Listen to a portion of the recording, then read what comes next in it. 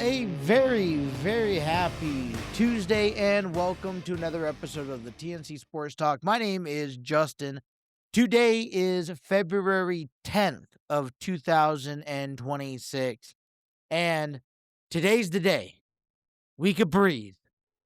Everyone, put on your seatbelt and get ready. It's baseball season.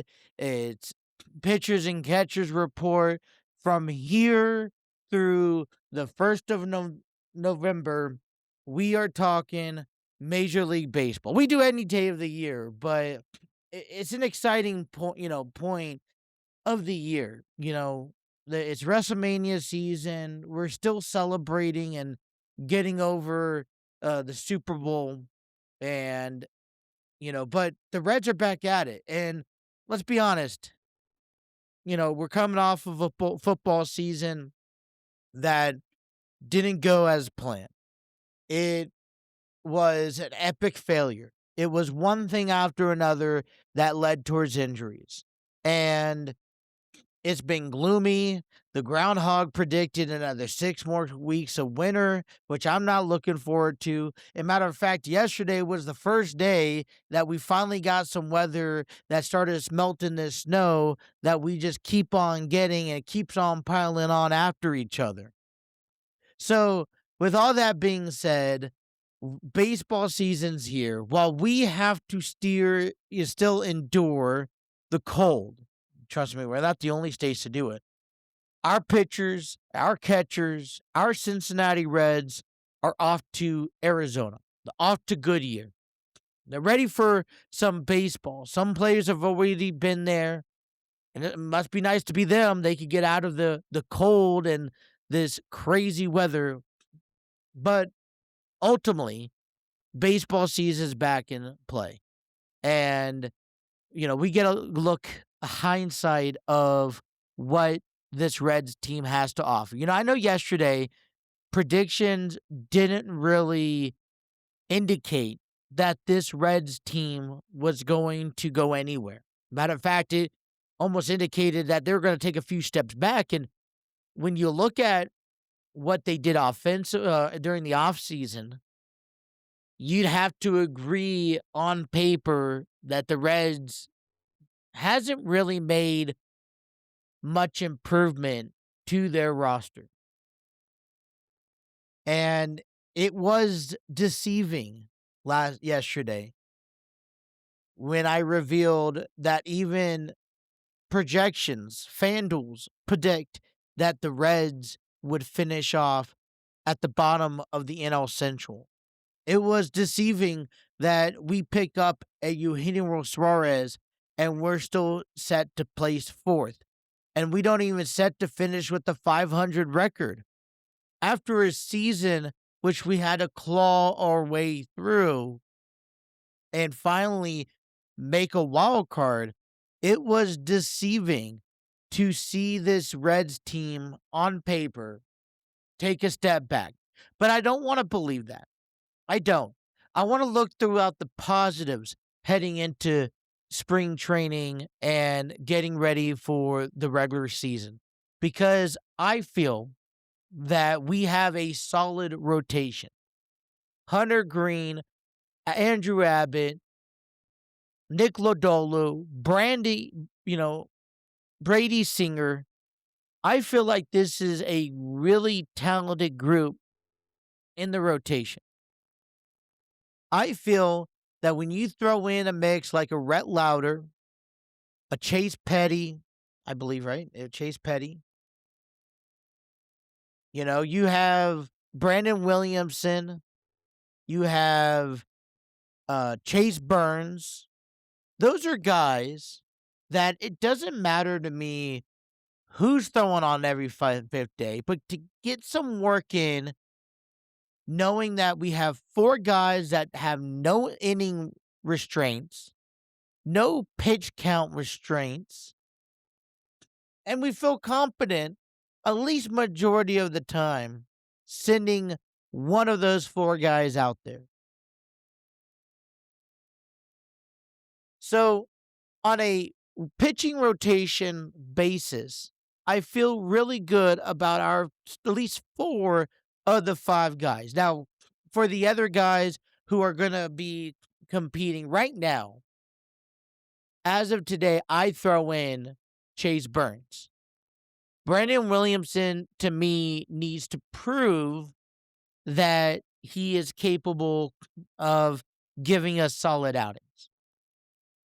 We have Rhett Lauder, who I'm excited to watch in the minor leagues this year and how well he's going to thrive. And Chase Petty's just another guy who can surprise us. Chase Burns is one who really surprised me last year, and I think he's surrounded himself with a really decorated group of guys. So the rotation I like. We always need help in the bullpen. Caleb Ferguson, Pierce Johnson, Emilio Pagan. There's Zach Maxwell, Luis May, Sam Maul, Connor Phillips, Tony Santillan. I mean, we have a really stacked bullpen.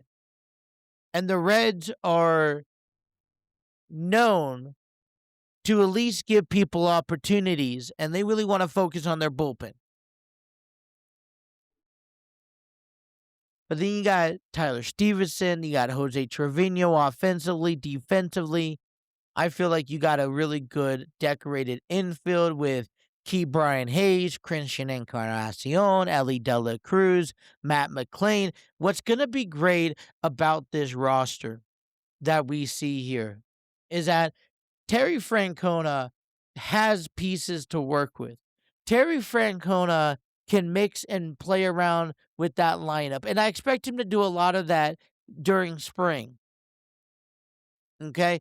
I expect Terry Francona to figure out who's going to be who's going to be play where, what are your options on the bench, and he's going to utilize that. Something that he didn't quite have a lot of last season. And one thing that we're giving Terry Francona and this coaching staff is some support, is some leverage, is some release to help figure out, well, here's what your everyday roster lineup is going to be. I get it. Rosters do change. But let's compare ourselves to the Dodgers, for example, since the Dodgers are the top tier. You have the same players playing the same positions, batting in the same spots majority of the time, each and every night. And then you have a decorated bench that can come off and perform in the late innings. And that's something that we're going to keep an eye out this season specifically is how well does our bench contribute. And when you have Will Benson out there and Noelvi Marte coming off the bench, or you're going to have TJ Friedel out there and Dane Myers coming off the bench. The point is that we're going to focus on the players coming off the bench. That is important. And I'm not going to sugarcoat it this season. I'm not going to say, oh, well, it's early on in the season. Oh, they don't have much playing time. No. All of that's out the window. I feel like our starting 8, our starting 9 lineup is solid enough. I feel like our bench could be good. It has potential to be a good structure. But they're going to have to be held accountable for performing. They're going to have to be held accountable for coming in and not just making defensive plays, but scoring in guys that are in scoring position. But the one thing I can sit here and tell you today is that all 30 ball clubs, it doesn't matter how good you are. It doesn't matter how terrible you are. It doesn't matter how much you spent this offseason. And it doesn't matter how well how you configured your team. All 30 clubs have an equal opportunity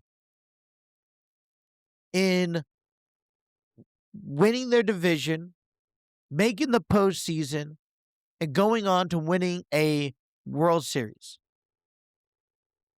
On the contrary note, the Los Angeles Dodgers is the team to beat.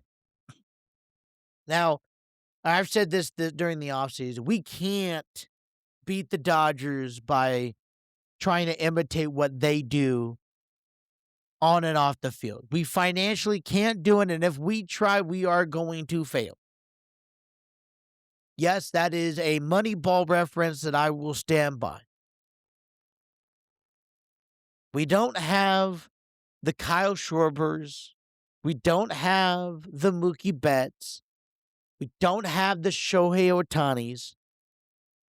But this ball club, despite what predictors and analytics say, I feel has an equal opportunity, just like the Dodgers, to go on and win their division, make it to the postseason, and possibly go to the World Series.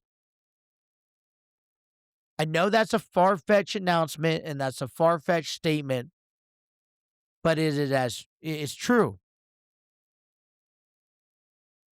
And what I like about heading into this offseason, despite maybe some key additions and departures, is that the Reds are building chemistry among each other. These are the second or third years that guys like Matt McClain and Ellie De La Cruz can work on. I feel like the relationship between Ellie De La Cruz and Key Brian Hayes on the left side of the field is a lot better now than it was back in the summer of last year. Chase Burns has finally got his feet wet in the major leagues. I feel like he feels much comfortable and a little bit more confident on every outing he comes out than he did back last year. So I feel like these guys are building chemistry, which I like, really enjoy. But I have the prediction that the Reds can challenge the Milwaukee Brewers this year. They can challenge and definitely beat the Pittsburgh Pirates. And I would even say, because in the past, they have challenged and they have been successful against the Chicago Cubs. Who says that this division doesn't belong to anyone in the NL Central?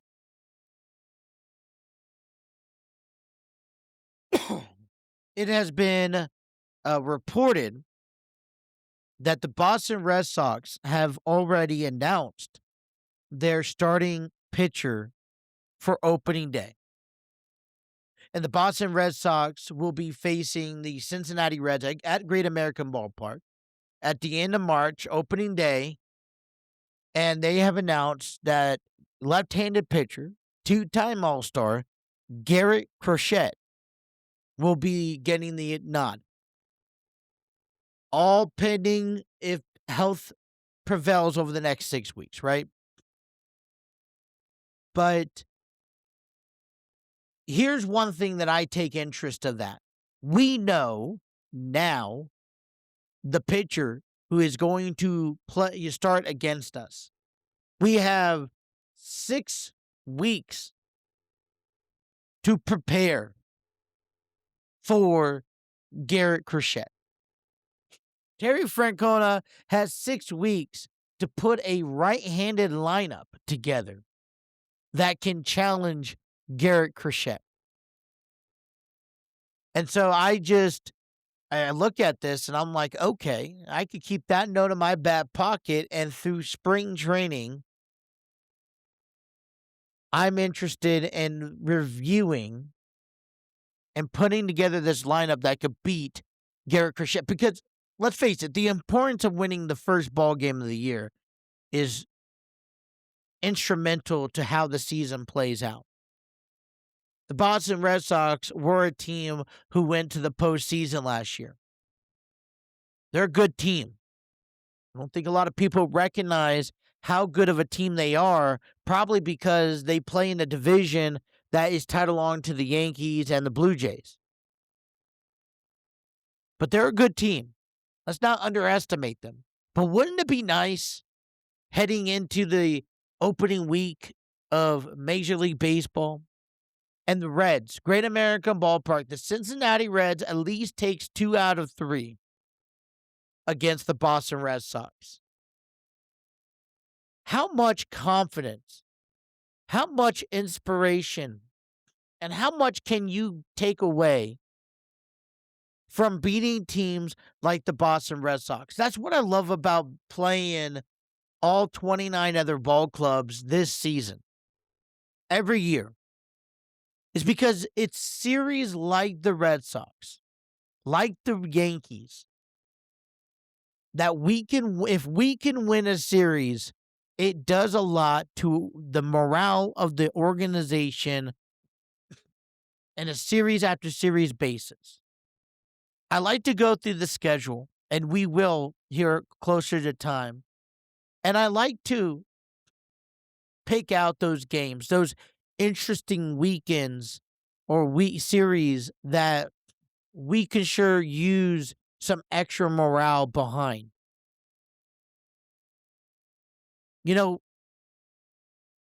we know we play every National League team home and away at least once. We play our division twice.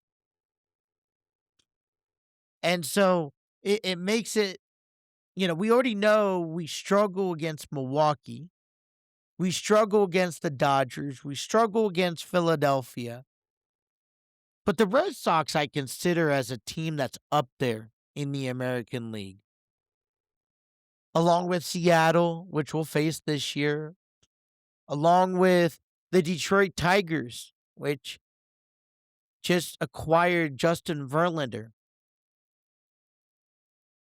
But it's series like the Red Sox, like the Yankees, that when we can win a series against a team they're that good,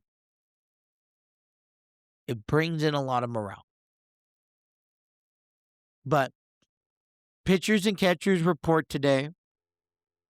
Players report at the end of the week.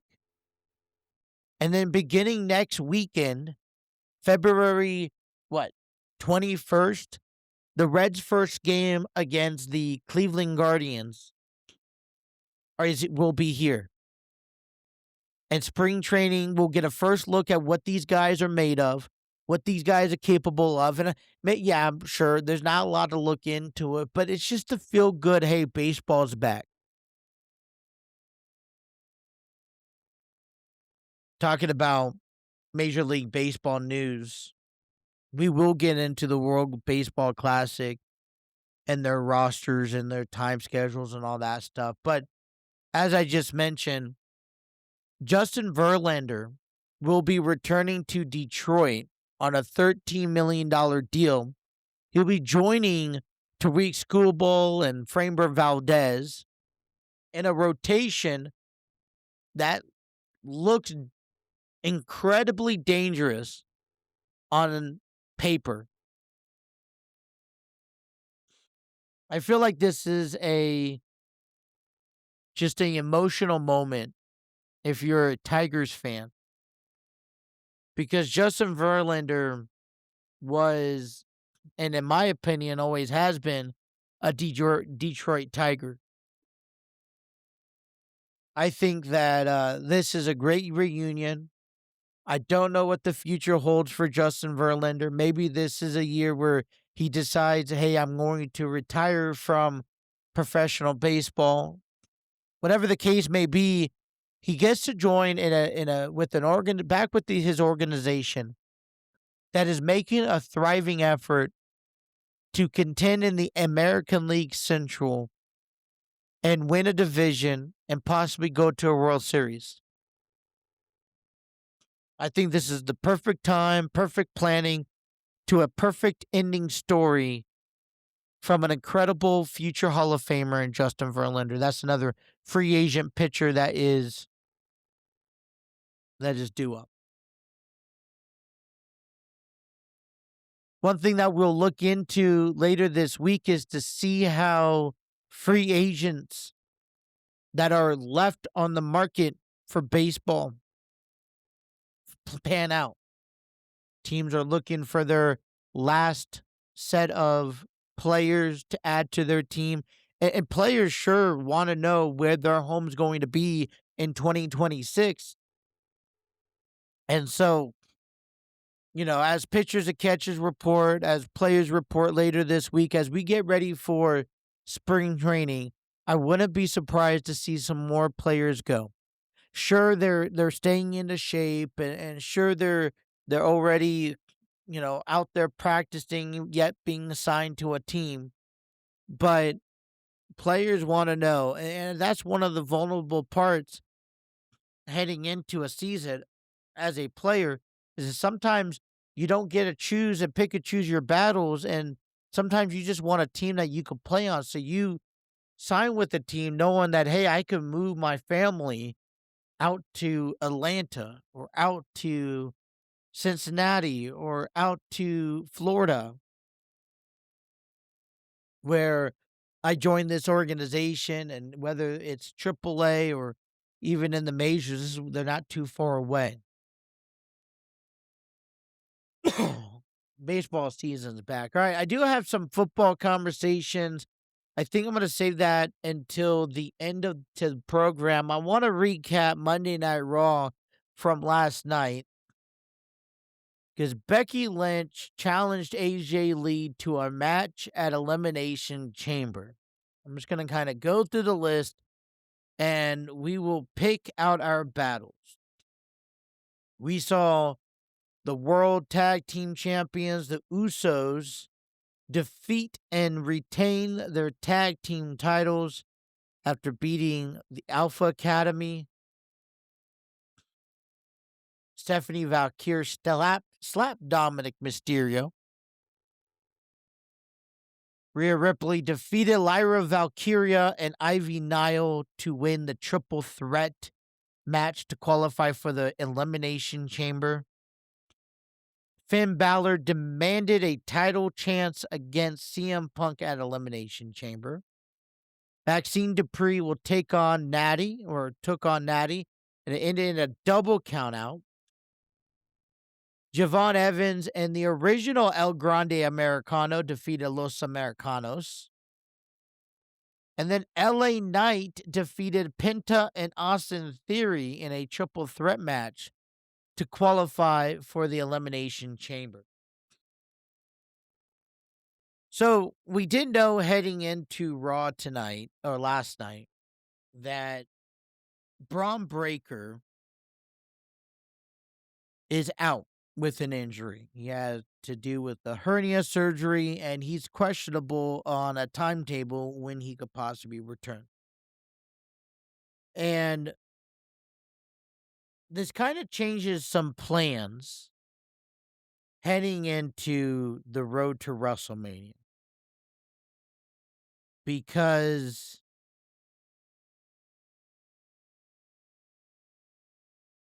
this changes what the future plan was for Braun Breaker. More likely facing whoever this masked man was. But I feel like that's okay. I'm disappointed. It kind of is frustrating because Braun Breaker is progressing in his character. He's progressing in the storyline, and I want to see him succeed. I want to see him thrive. And so it's unfortunate that he's injured. But Austin Theory's there. We could use him. He is, to me, my runner-up guy that we can use along with maybe Logan Paul and then Bronson Reed as someone who can use that spotlight at WrestleMania. So if Braun Breaker is not 100%, and I really don't need Braun to come back 85%, 92%. I need him 100%. I don't want to risk him getting injured again. Then the reality is that I would honestly predict that Austin Theory is a runner-up, and based off of what we saw last night where the Masked Man got involved, curb stomped Austin Theory at ringside, and then was chased off by Logan Paul and Bronson Reed.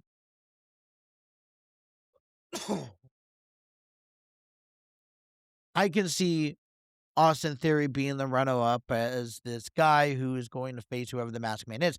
What's great about this, too, is that I don't need to see the Masked Man revealed anytime soon. This could be that build that is not revealing anything until the week or even the weekend of WrestleMania 42.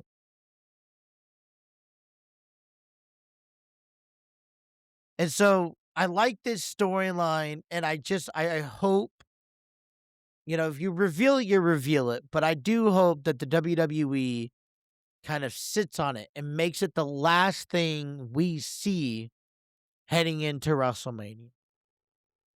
On the other hand, LA Knight picked up a win. He joins Randy Orton in the men's Elimination Chamber. I think LA Knight is a great candidate to be a part of the Elimination Chamber. It gives him a spotlight to shine like he always has. It's one of those situations where I think the damage has been done. I feel like his time has already surpassed. I don't see a reason why they would give him an opportunity or even the golden ticket to WrestleMania through the chamber. And that's where the conundrum lies, because I'm upset about that. I am truly upset that LA Knight has not received his roses when it comes to being in the spotlight, being in the main event, and involved in a main event title, because I feel like he's been there. He's just another name, I feel like, in the WWE's archives that you could pull every once in a while when you need him to kind of make a splash, get fans behind a match, and you use him, in my opinion. But LA Knight has joins Randy Orton, and we will see more to come. Another match that's going to kind of be under the radar, low key, but I'm excited to honestly see depending how this develops. And I think it will be at WrestleMania this year. We're going to see El Grande Americano take off the original El Grande Americano. I feel like that's what we're leading up to. And I'm fine with that. A little bit of side comical experience for me is what we need. Natty is this different point of view. This is that character that Natalya always wanted in her career, never gotten in her career. And now she gets to showcase this. I think she looks better than ever. I think this is right where her cup of tea is. And she really displayed it last night, where it ended up a double count out. She put the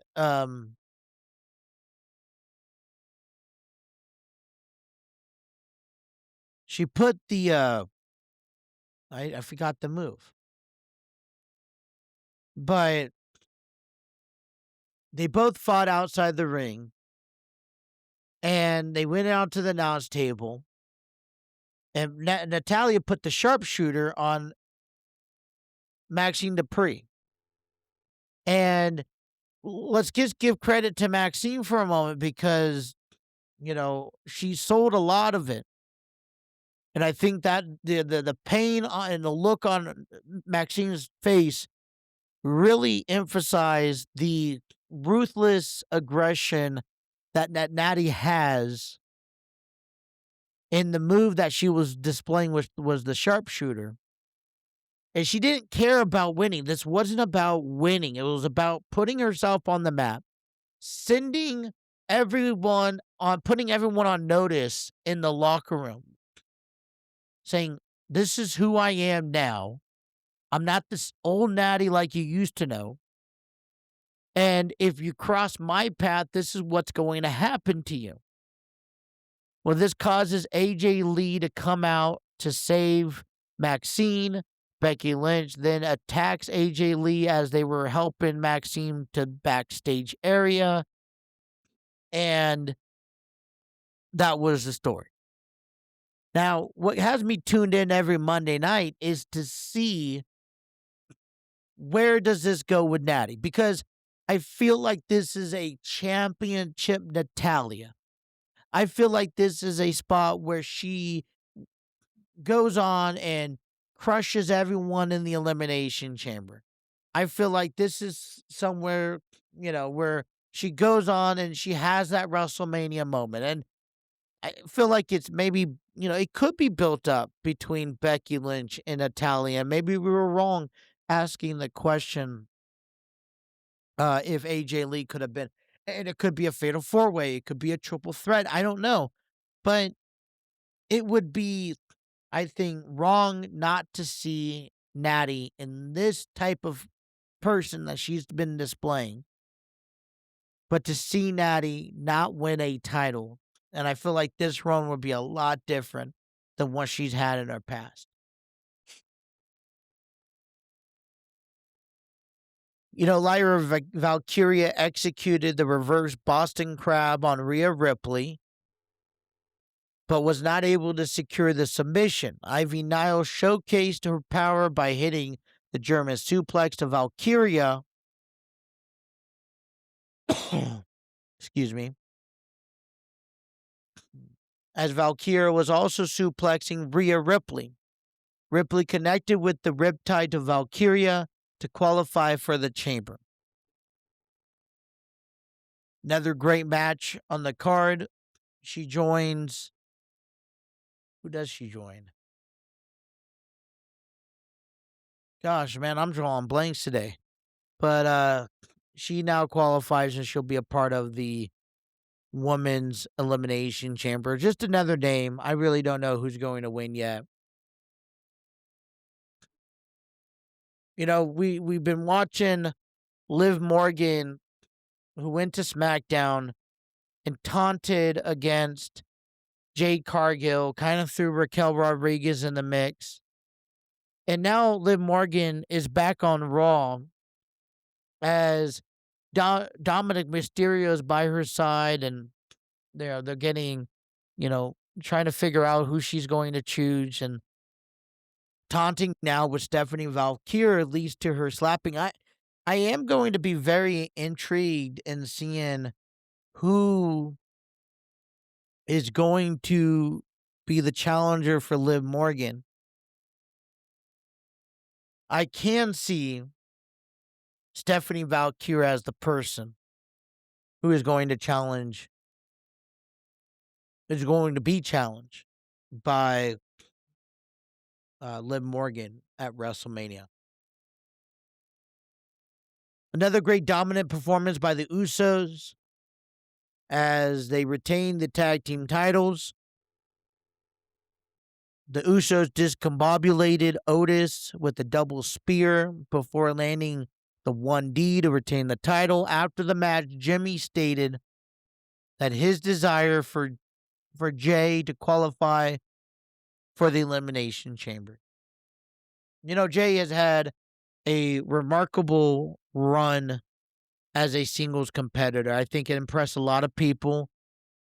I think it was something that it was skeptic at the beginning. No one really knew how far it was going to go. But we did see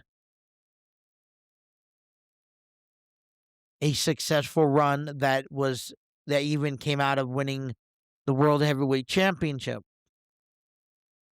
And, brothers supporting brothers. I don't know if Jay may even qualify.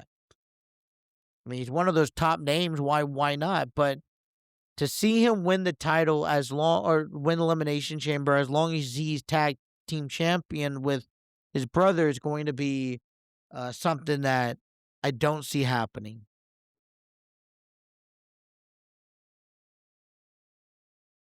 So, what was your thoughts on Raw this past Monday? What did you guys look forward to in seeing on Raw this past Monday? And what are you guys looking forward to heading into the chamber match coming up here in just a few weeks? Think about less than 3 weeks as we continue with the program. I want to take this time to talk about Enlightened Studios and what they have coming up. They have a theater production coming up here on February 27th. It will go through March 8th at the Artsville Theater in Cincinnati, Ohio. It will be called Grassroots, a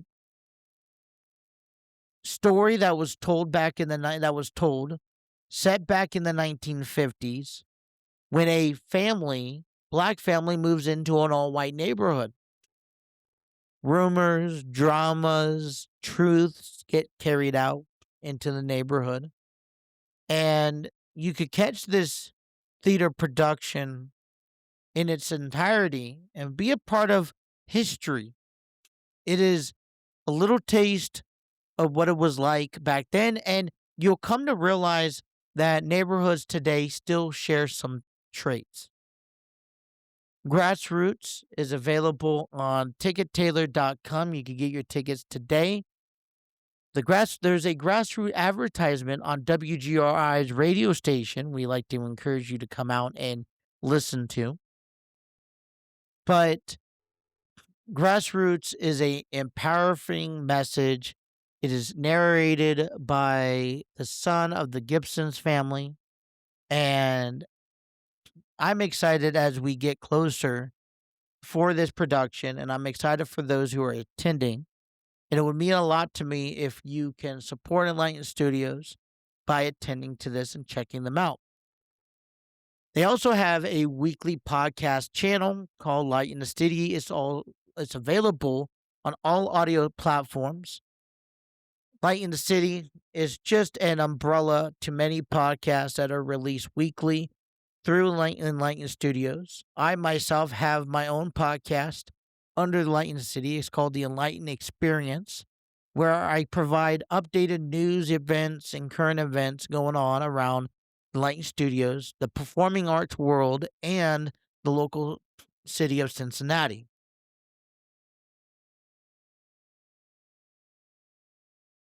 And I encourage you guys to check out that podcast. I will provide a link in the description below if you guys don't mind checking that out. Also, like you to follow, stay up to date with everything that's going on with the Enlightened Studios. You can follow them on their social media pages. They're on Facebook, Instagram, Twitter, TikTok, and more. So please be sure to head over and follow and check them out. We appreciate it. But it's an exciting time. I'm taking that journey away with Enlightened Studios. They're trying to grow.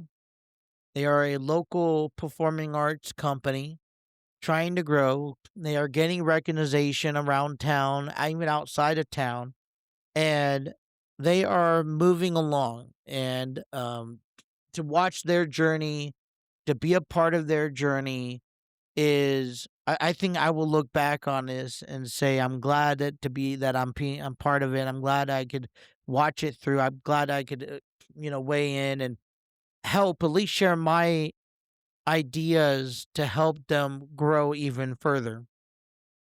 And so if you guys like those upcoming companies and like to support them, I encourage you guys to check out Enlightened Studios. All right. I didn't want to get into some Bengals conversation here before to wrap up our program. It's going to probably end a little shorter. So Yesterday I mentioned I consider this as the official beginning of the offseason. And I say that because, we don't have no more football. And we really don't start seeing stuff happen until a little bit later. And so I kind of want to share with you what's next for the Bengals, what's next for Cincinnati.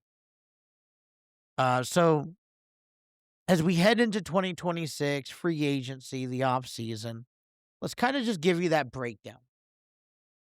The Bengals have 15 players that are slated to be free agents this offseason when the new league year begins. And it begins at 4 p.m. on March 11th, which is about a month away from tomorrow. It'll be a month from tomorrow if you think about it, because there's only 28 days in February, and you fall through, it's the same days for February and March. So there are 3 different types of free agencies. There is the UFA, which is unrestricted free agency. The UFA is any player with any expired contract who has occurred 4 or more seasons, and occur seasons is a season which in a player is a club's active or inactive, reserve or injured, or reserve physical unable to perform list. These players are free to negotiate and sign with any team as of March 11th. So I don't want you. So let me kind of redefine that. A occurred season is a season in which a player is on a club's active or inactive roster, is on a club's reserve or injured, or reserve or physically unable to perform list. So Trey Hendrickson is one of them.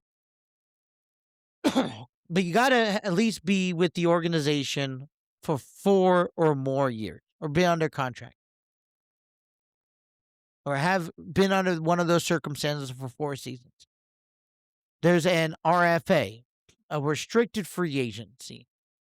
Any player with an expired contract who has occurred 3 seasons are free to negotiate and sign with any team as of March 11th, but their original team can offer them one of various qualifying offers, or tenders like we call it, that come with the right of first refusal and or draft pick compensation. So after 3 years of whatever occur season means, any team can offer a player a contract. But if you've only played 3 seasons, then the original team that you're contracted with has the option to give you a qualifying option, or first refuse, or receive draft pick compensation. There's a ERFA, which is a exclusive right free agent. Any player with an expired contract who has occurred fewer than 3 seasons, if his original team offers him a 1-year contract at the league minimum based on his credited seasons, the player cannot negotiate with other teams. So, with that being said, let's take a look at what the Bengals have as an option. So, as unrestricted free agents, we have safety Tyrese Anderson, linebacker Brian Asamoah, cornerback Jalen Davis, tight end Noah Fant, quarterback Joe Flacco, defensive end Trey Hendrickson and Joseph Osai, guard Lucas Patrick, guard Dalton Risner, defensive end Cam Sample, safety Geno Stone, and cornerback Cam Brent Taylor. So going back to this, they've had 4 or more seasons occurred. And now they are free to negotiate with any organization they want. On the restricted free agency, okay, they've only had 3 seasons. Okay, is going to be quarterback Jake Browning. Now, Jake Browning can negotiate with any other team, but the Browns can offer him a qualifying offer that comes with the right of first refusing a contract or receiving a draft pick compensation. And we don't have anyone who is under that. So, with that being said, do we offer and try to re-secure Jake Browning? Because I got to be honest with you, Jake Browning did not perform well last year. As a matter of fact, I was very disappointed in his performance. You know what? Because I liked Jake Browning coming into the season. I know what he's done as a Bengal. I've seen him perform before, but I don't know what it is. He fell off the wagon for me, and it's deceiving. Do we lock him up as a Bengals backup quarterback again this year?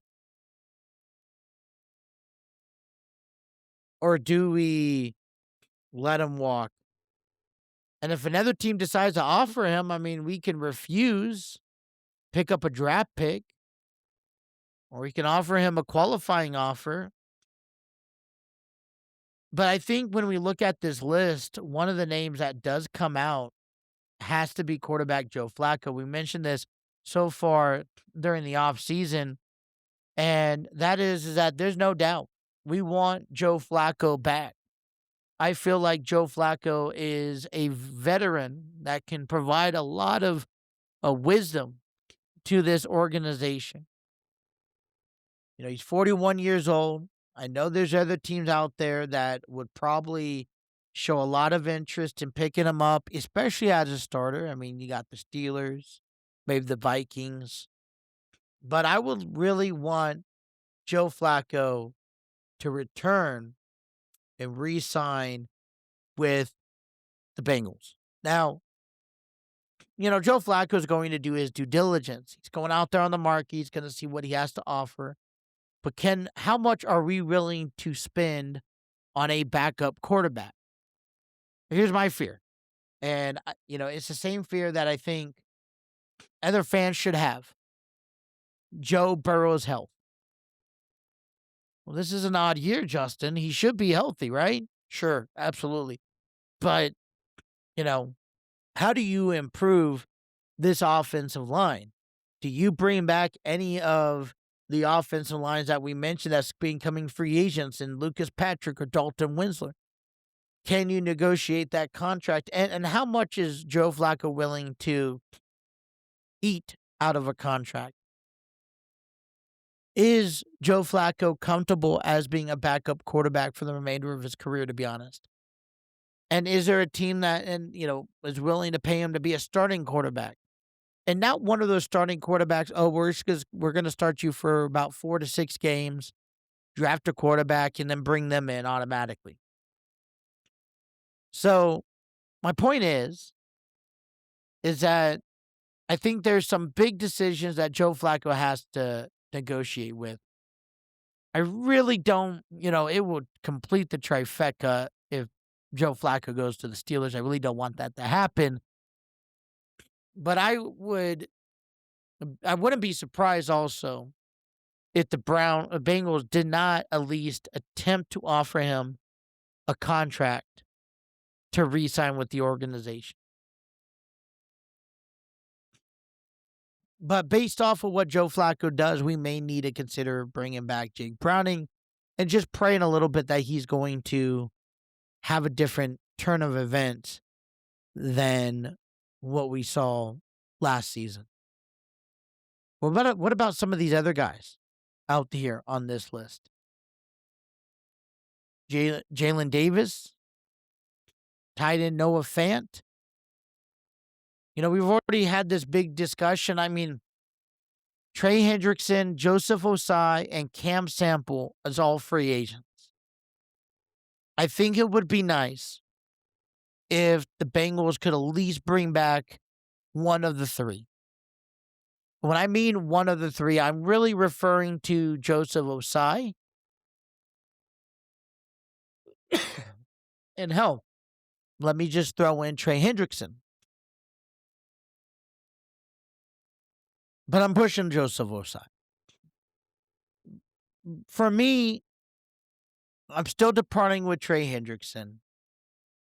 And I don't know what value it brings to bring back Cam Sample unless we hit the free agent market and we could bring a defensive end that is equivalent to Osai or Hendrickson. I know that Jamar Chase and T. Higgins mentioned Max Crosby, which I think would be a great deal. And I've gotten a lot of great feedback from other podcasters about bringing Max Crosby to the Bengals organization. Great. Let's see if that could work out. But, I don't want to bank on anything just yet. I mean, we're still quite some time away before we could really have those discussions and see any of those news. But the important thing is that we have 15 players that is going to hit free agency. And I see a lot of them. Cordell Volson, Marco Wilson. I can see a lot of them. The Bengals need to see about signing at least a good amount of those back. And if not, already having plans in set of replacing them.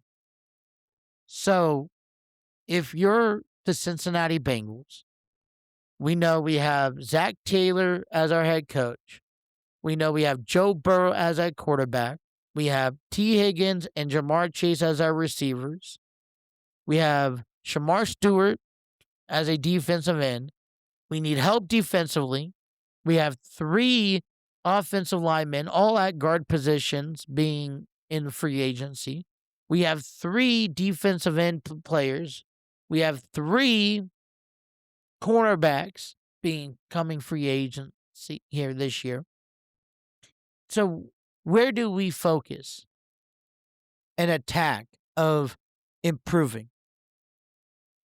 And if it's not the offensive line protecting Joe Burrow, one, it's going to have to be an A-plus list out of every guy we select to get into that category. And 2, where else? I still feel like the number one solution is building an offensive line that could protect Joe Burrow. Keep him in the pocket. Keep him. And we know what the Patriots just got done going through at the Super Bowl. That offensive line market is going to be very competitive this year. And people are going to want to get paid. If I'm a person like Lucas Patrick or Wisner or even Volson, if the Patriots come knocking on my door, I'd be at least listening to what they have to offer and how much they're willing to pay, because they're kind of desperate in having some protection for Drake May. How desperate are the Bengals needing protection for Joe Burrow? How much are they willing to pay and how much are they willing to put into it? And then you have to figure out, well, how do you improve from defense? Defense killed us. Matter of fact, I didn't see a good defensive unit until the back end of the season. It was way too late. So how do we flip that? How do we turn that around? What sparked the light under, the fire underneath them back then? So I think that the Bengals have a lot to cut out for them. I can sit here and talk to you who I like, who I don't like until I'm blue in the face, but it's not my ultimate decision. It's Mike Brown's decision. It's Duke Tobin's decision. And quite frankly, we've seen what their decisions in the past I don't know. I reminds me a lot about the Castellinis and the Reds organization, and it's not doesn't look too promising. But let me know down in the comments what you guys think and how the Bengals should approach this offseason as it free agencies launch in just 1 month. But that is all the time I have for you guys for this episode. I want to thank everyone for tuning in. Please be sure to check us out on our social media pages. We are on Facebook, Instagram, TikTok, and Twitter.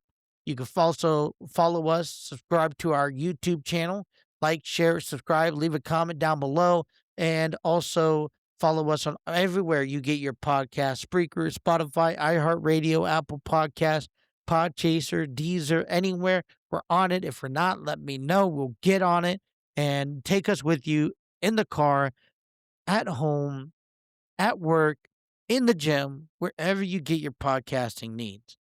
But we will be back again tomorrow to talk more sports with you. Hopefully have some great, exciting news. That's what we always like to thrive for. But that is all the time we have. I want to thank everyone for tuning in. And until tomorrow, you guys have a great rest of your evening. Take care.